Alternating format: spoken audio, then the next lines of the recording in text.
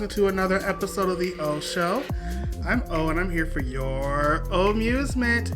And y'all, we have another spooky episode of the O Show. We are continuing this Halloween Orphathon, where I tell you about all my favorite scary movies. And tonight we're going to talk about a cult classic, Night of the Demons. Okay. Oh my gosh, guys! Like, have you ever seen Night of the Demons? It is from 1988, and y'all, I still remember when I first saw this movie. It had to be 89 or 90, and I would be spending summers in Mississippi, and my uncle would rent this movie. I think it was actually one particular year, but he rented this movie, and I had just gotten used to scary movies because I was a weird child. Like, I was not scared of The Exorcist. Like, I was more fascinated on how they got the head to spin than like what the actual movie was about. My mom had bought me like Night of the Living Dead because she's a crazy mother. We're gonna talk about that movie one day. So I was getting more like into scary movies, and yes, I was scared the first time watching them, but then after that, like, I would watch those movies like 10 times over. And yeah, Night of the Demons was one of those movies I watched the first time. I was scared out of my mind, and then I just watched it like probably like every day after that. But one thing was crazy though. I made the mistake of watching it at nighttime. And what happened was I had to go from one house to the other because we were watching it at night. So now my bedtime came, and I just couldn't stay at my uncle's house. I had to come over to my aunt's house, but I had to go outside in the dark in Mississippi, which is like nothing but country. There's snakes and frogs in the grass. I can't see because it's dark. And what was more creepy is that there will be some dude, I don't know who, maybe coming back from the bar, I don't know, but they will be like walking creepily down the road, not the street, a road, with like a headlight, a street light, like here and there. Y'all, just looking at that, like, terrifying. But at the end of the day, Night of the Demons is a really fun movie to watch. So let's talk about it. So yeah, this movie starts off with this old man with an attitude problem, right? Walking down the street.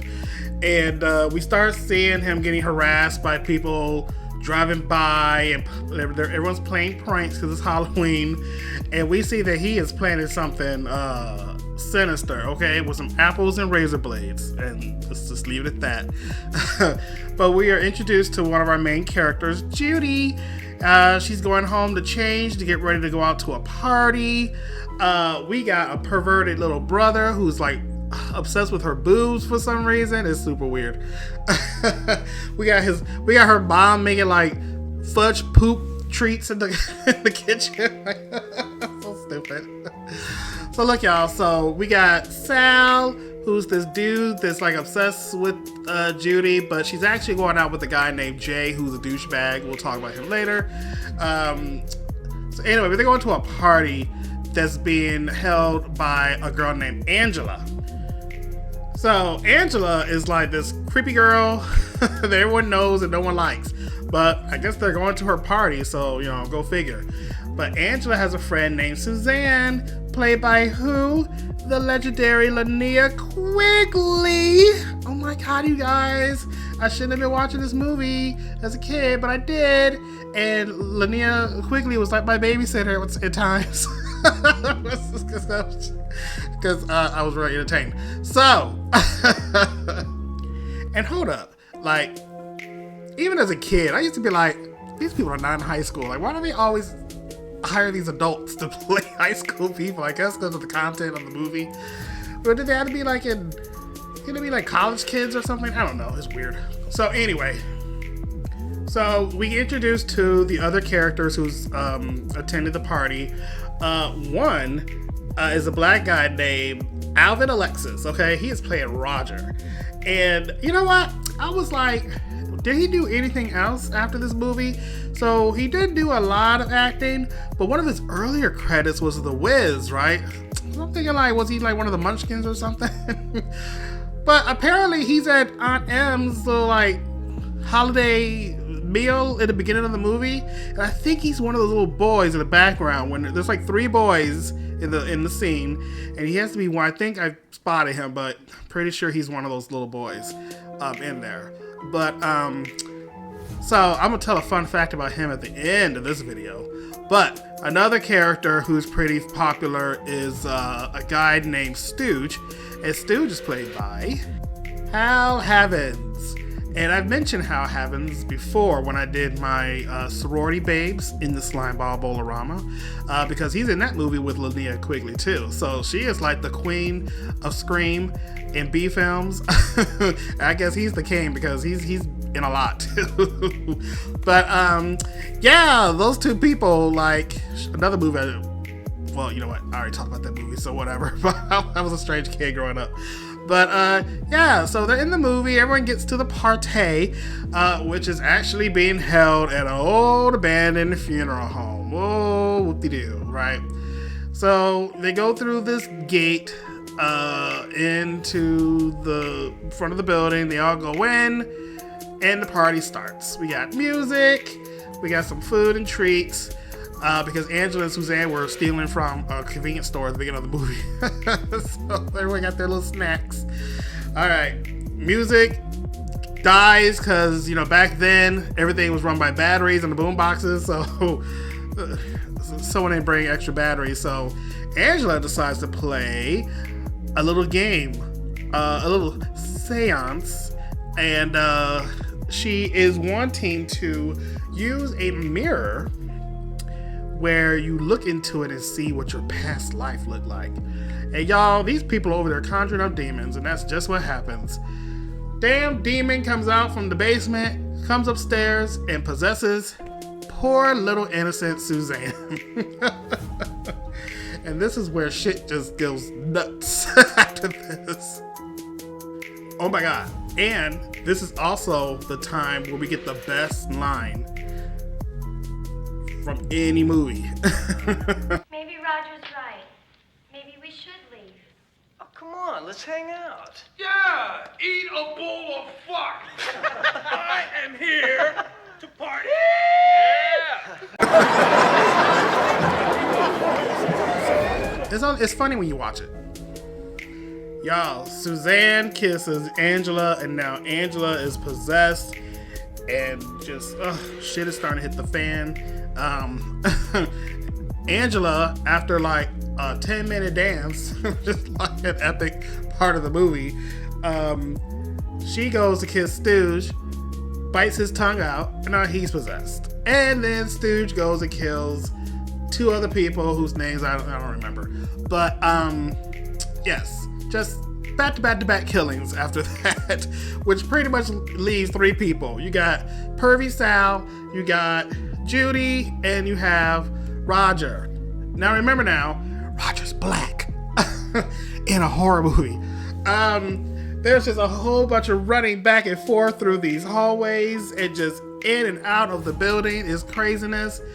What's really awesome is like how they have Angela gliding as she moves around the building. Like she's wearing this crazy, can't think of what kind of dress it is, but it's a big black dress. And she's like rolling on something, so it just makes it look like she's gliding. Like it's a really, really good effect.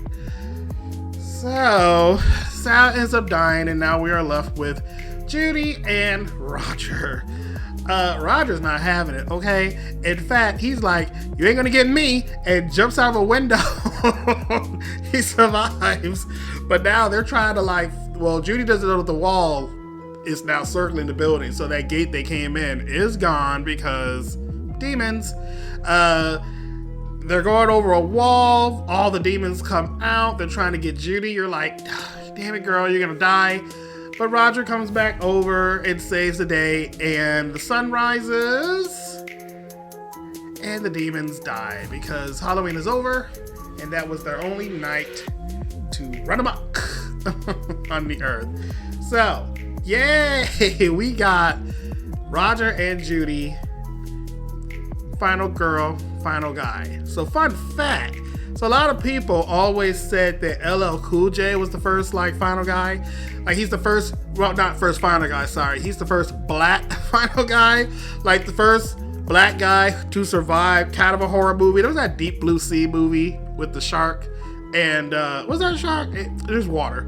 But yeah, he survives. Everyone's like, oh, the black man survived. But other people think it might be Ben from Night of the Living Dead. Like, he outlived the whole zombie night and all the white people that were in the house until his... We'll talk about his demise in another episode. But technically, he died at the end of the movie, right? He survived the night. He didn't survive the movie. Y'all, Roger survived the movie. We still have hope, y'all. Like, black people can survive horror movies and not get killed. Won't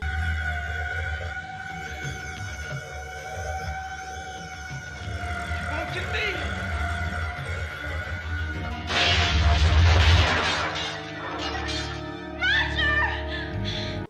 I think people were mad. They were like, that's why they always die now. Because they're like, fuck Roger. he slipped through our fingers. But yeah, you guys, like, that is Night of the Demons. Like, it is really good. Check it out if you haven't. I don't know if it's streaming or anything right now. Actually, I think it might be on Prime. It was on Prime once upon a time. I don't know if it's still there. Now, y'all, look. If you are a fan of this movie, you probably are asking yourself, hey, Orpheus, you forgot to mention one big scene from this movie. And I did. But I kind of did it on purpose because it needs its own segment. So, back to the great Linnea Quigley.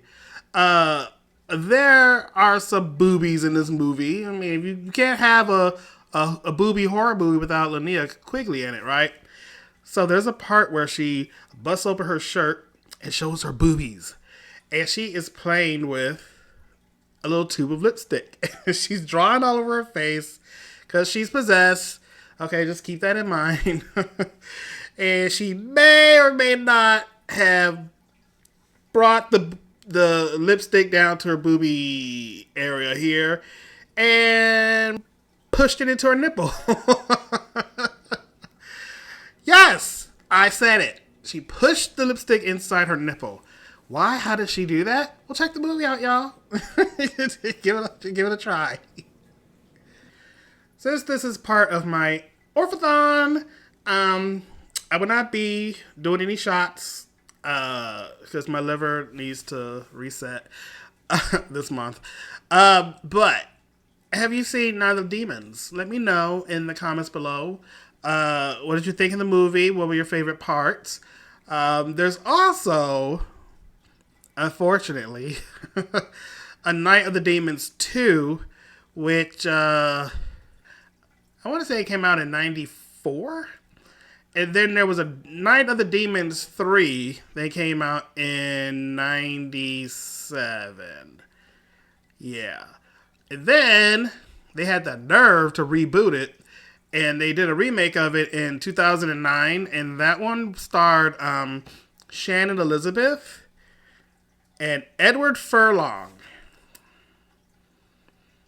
I'm going to let y'all think about that combination. Yeah, this movie was dumb. Alright, y'all. So that was my little talk of Night of the Demons. I will catch you all in the next video. So until then, TTFN.